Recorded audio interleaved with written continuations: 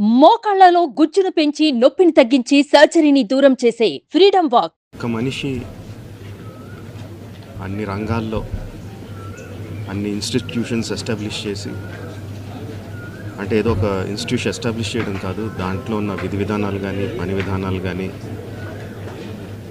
కొత్త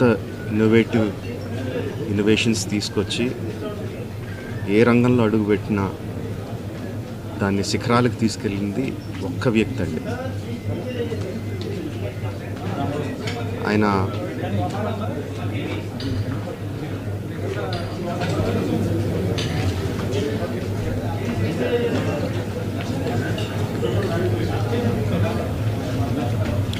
ఎంతోమందికి మార్గదర్శకంగా నిలిచారు,